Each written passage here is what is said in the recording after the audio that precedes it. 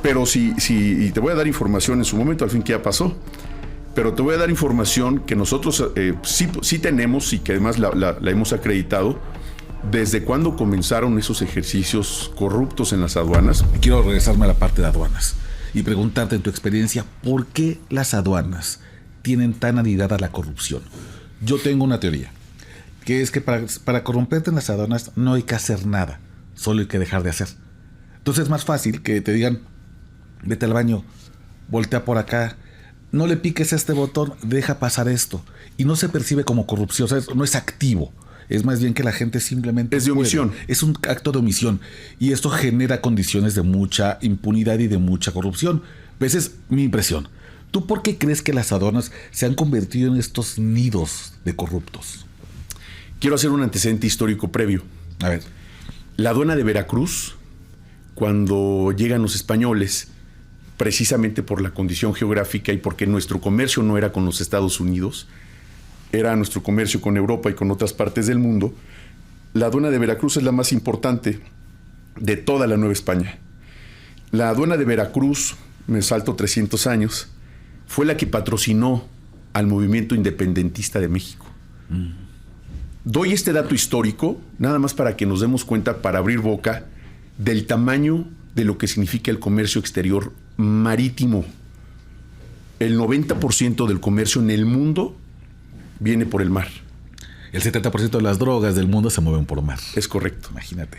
En esa condición, si estamos hablando de Veracruz nada más, pero si estamos hablando del desarrollo de los puertos del Pacífico, si estamos hablando de Manzanillo, de Lázaro Cárdenas, de Salina Cruz, de Progreso del otro lado hacia el Golfo de México, de la propia aduana de Veracruz, pero ahora con otras connotaciones, Matamoros, Reynosa, etcétera, etcétera, etcétera, Dos Bocas.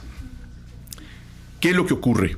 Que así como evolucionó la importancia de la aduana de Veracruz porque el comercio cambió, todo está sujeto al comercio, sí, a la clasificación del comercio. Tú en tu casa, mi querido Oscar, como todos, tenemos los lugares de la despensa y de la cocina clasificados.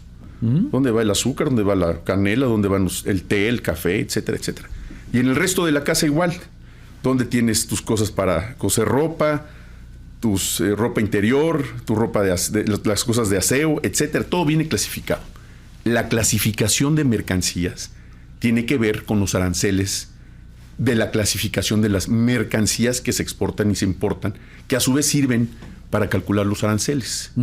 Esos aranceles están calculados a nivel mundial por la Organización Mundial de Aduanas, de la cual México es parte. Para estar hablando de ¿qué? De un lenguaje homologado, un lenguaje universal, donde todos hablamos de que ese asiento donde estás tú, que seguramente viene de China, tiene una clasificación arancelaria y tiene un costo para su importación y exportación. Y eso tiene una identificación, un número. Conforme ha avanzado el comercio exterior, después de un tratado de libre comercio donde tuvo que haber grupos, un grupo que se llamaba el del cuarto de al lado, donde participaban industriales, empresarios. ¿Para qué? Para el cálculo de esos aranceles y de los distintos múltiples miles de productos que hay. Evidentemente se tuvieron que juntar años de negociación para ver qué es lo que iban a platicar en esas reuniones de negociación.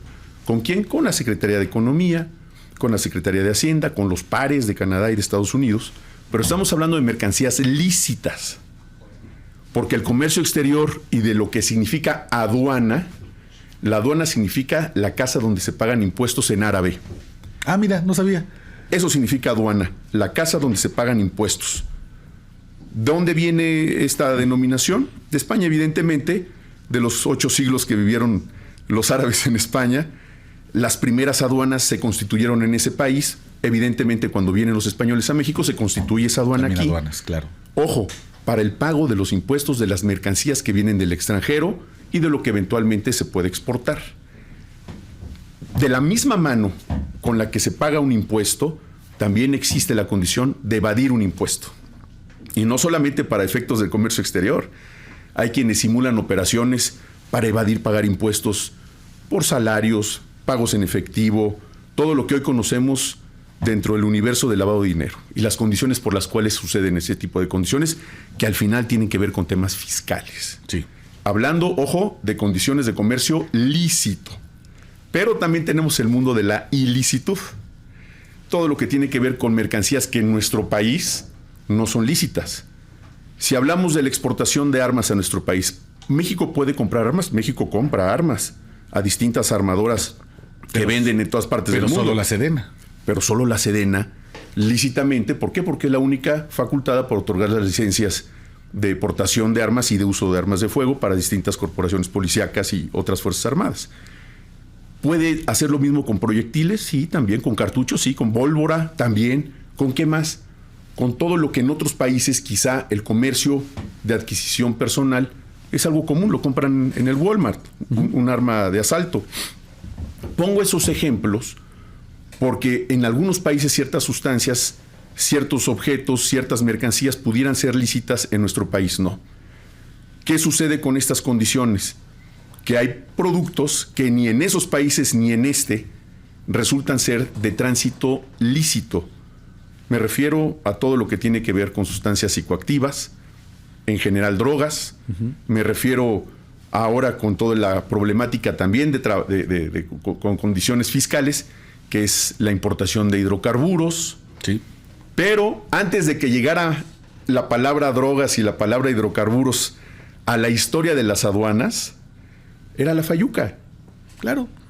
En las aduanas, los entonces vistas aduanales, que eran preparados por la Secretaría de Hacienda, y había un instituto especializado para la capacitación de los vistas aduanales, era precisamente para que pudieran conocer la clasificación de las mercancías. ¿Qué tipo de madera es esta? ¿Qué clasificación le vamos a dar a este tipo de madera por el grabado que tiene natural? ¿Qué tipo de mineral es este? Bla, bla, bla. Lo mismo que hace hoy el laboratorio del SAT, que presta ese servicio pericial a las aduanas para saber qué impuesto o qué arancel va a pagar cada una de estas mercancías. Lícitamente hablando. Cuando las personas empiezan a masificar la operación del comercio exterior y la demanda de diversos productos, tanto lícitos como ilícitos, comienzan a superar la capacidad de inspección, de revisión de las autoridades, y esto es una condición mundial.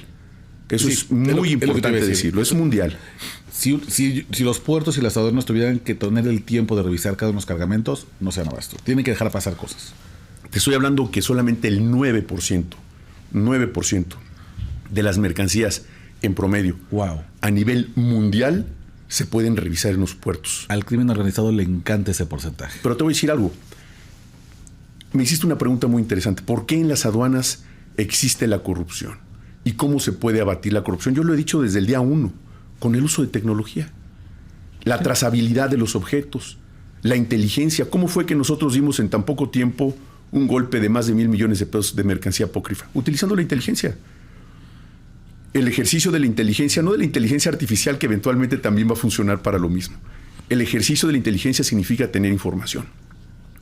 Si tienes acceso a información privilegiada, información que puede servir para cumplir mejor tu actividad en materia de seguridad nacional, que es una de las materias más importantes que sin duda las aduanas de México tiene, evidentemente se puede abatir todo ello. Una de las visitas que tuve en los Estados Unidos, me quedé impactado de un sistema que tardaron más de 10 años en poder elaborar, que era la recabación de información, es decir, inteligencia, de cada uno de los buques que sale de cada puerto del mundo, y una pantalla gigantesca que tienen ahí en CBP. Espero no estar diciendo algo secreto.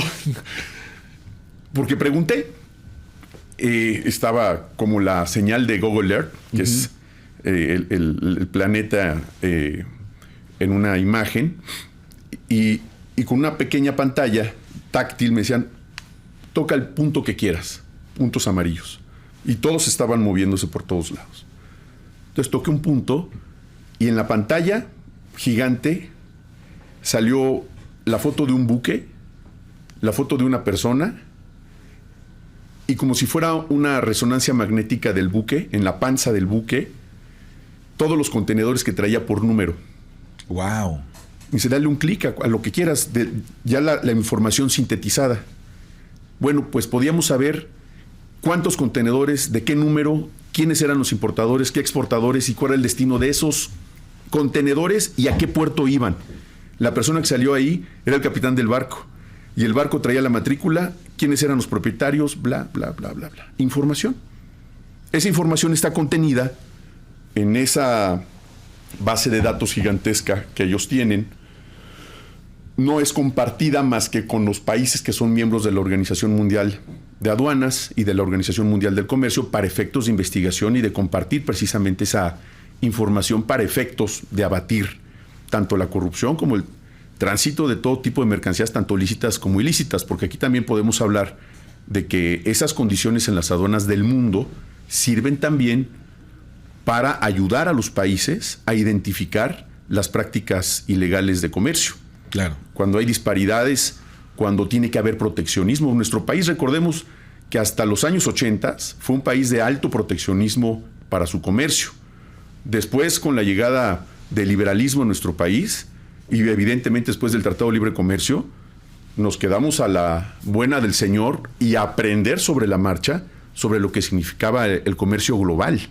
Pero el comercio global de todo, Oscar. Tanto de mercancías lícitas como de mercancías ilícitas, y lo que significa en dinero y lo que significa en el efecto social el ejercicio de la corrupción. Porque, insisto, esto no es nuevo, no es del 2018 al 2024, que fue el sexenio del presidente López Obrador, y descubrimos el hilo negro. No, nunca se había hablado del tema. Esa es una cosa muy diferente. ¿Cuándo se había hablado de las aduanas de México? ¿Cuándo se había hablado de esta condición de crear una nueva institución? No era un tema para nada. No era tema. No era una preocupación. Pero sí, y te voy a dar información en su momento, al fin que ya pasó.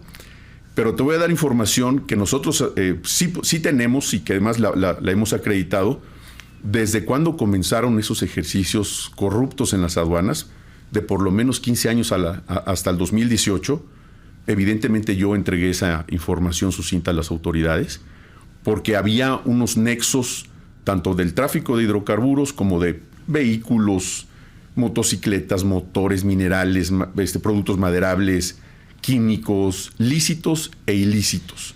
Todo se entregó en su momento a las autoridades, se iniciaron varias carpetas de investigación. Evidentemente, cuando nosotros nos percatamos que había personal que habíamos heredado del sexenio anterior que estaba involucrado en esos temas, también se pusieron a disposición del Ministerio Público Federal. Y evidentemente, pues es una labor apasionante, histórica, que requiere de muchas sesiones de plática, porque no acaba ahí. Sí, claro. La corrupción se abate con tecnología, se abate con capacitación. Si la gente conoce qué es lo que está ocurriendo y sabe que está siendo observada por una cámara, sabe que las mercancías tienen trazabilidad y que hay información compartida con tus principales socios comerciales, sin duda disminuye también la corrupción.